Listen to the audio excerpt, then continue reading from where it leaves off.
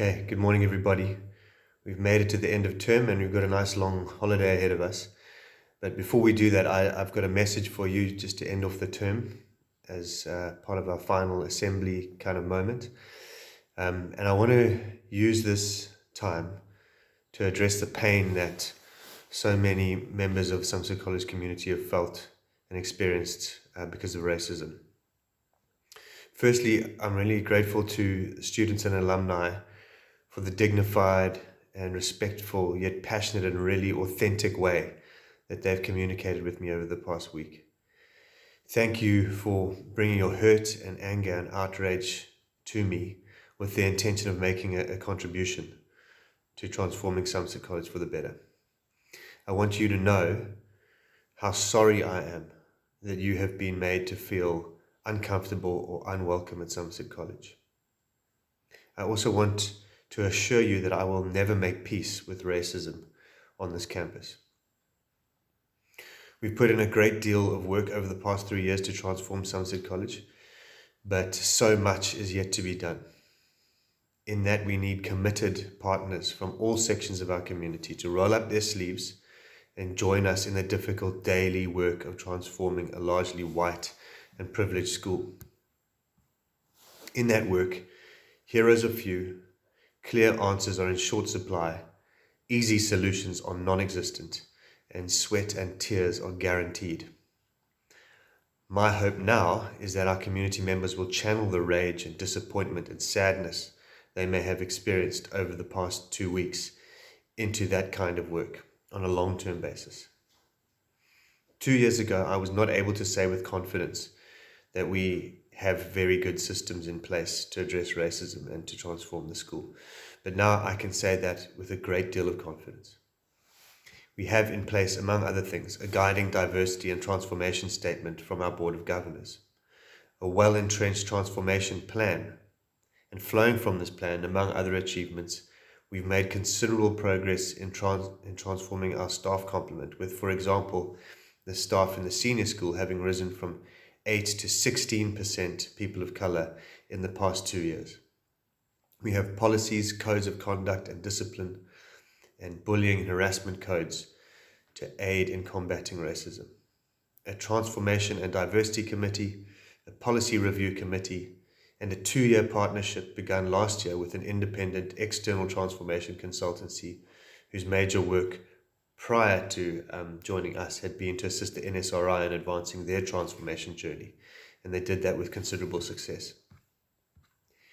With us, their work has included presenting to all grades and their parents this year at our annual information evenings, research into our community's transformation needs, running focus groups among all of our stakeholder groups, staff and student training, and delivering feedback and reports to management with recommendations for improvement.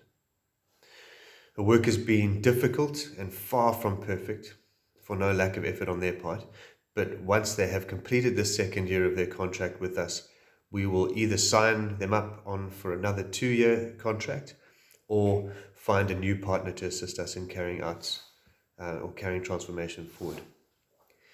Generally, transformation requires continual work in which approaches are refined and improved so that effective change can be brought about. It is all the more important that this work be perpetual at schools because of the fact that our student and parent cohorts change so much from year to year. This work should also be done by a skilled outside group so that it can flag blind spots that we may have developed and uncover what might otherwise remain hidden.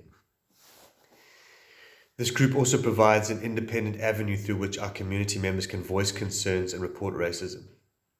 Internally, there's the following support: tutors and grade heads and trusted teachers. And here I believe that most alumni and students have at least one staff member that they can go to and confide in on these things.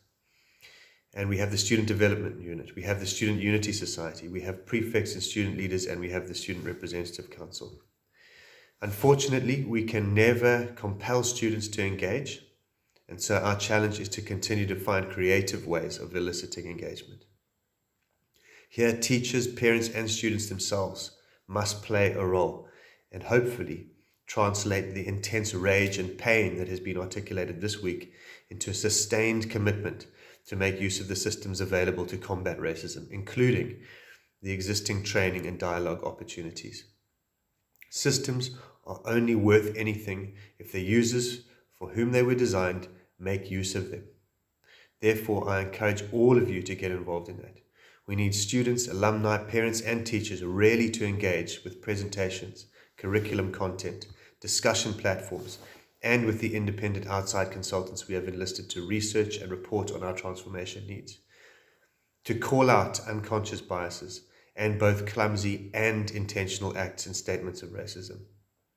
To stand for leadership positions in the school, to use the Student Unity Society and the Student Representative Council, and to join committees, and to invoke our policies, press charges, bear witness, or speak courage into others.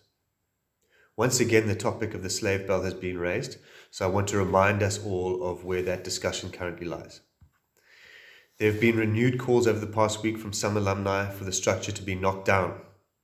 While that has always been my personal preference, I must point out that it is not their call to make alone, because as many of them should remember, having served on or at least been aware of the Slave Bell Committee of Students during their time at Somerset College, the legacy left by that first group of students were the following decisions. That the bell structure should not be knocked down, that it should instead remain as a reminder of the atrocities of the past and of current racism. That the structure should be used as a canvas on which the students of every succeeding year can raise awareness and evolve and continue the conversation about the need to combat racism. Accordingly, the future of the structure is primarily in your hands, in the hands of our current students. I know some of you are wanting to revisit the question now, and I really warmly encourage you to join the Slave Bell Committee or at least participate in its deliberations. In conclusion, I just want to thank all of you for the huge efforts that you've put in this term, for your deep commitment to Somerset College, where you've shown it in this really unprecedented term in our schools and in our country's history.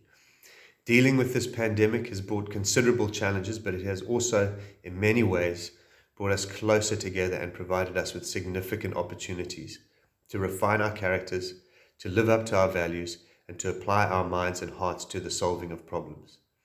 And I really believe that that is likely to stand us in very good stead in the future. Let's keep the good, shed the bad, and move forward together in ever closer unity and commitment to making the very best of the opportunities available to us, so that we can make a contribution to our community, province, country, and the world that will improve lives and leave a legacy of which to be truly proud. So thank you for the term, and I hope that you enjoy your really, really well-earned break. Thanks, everybody.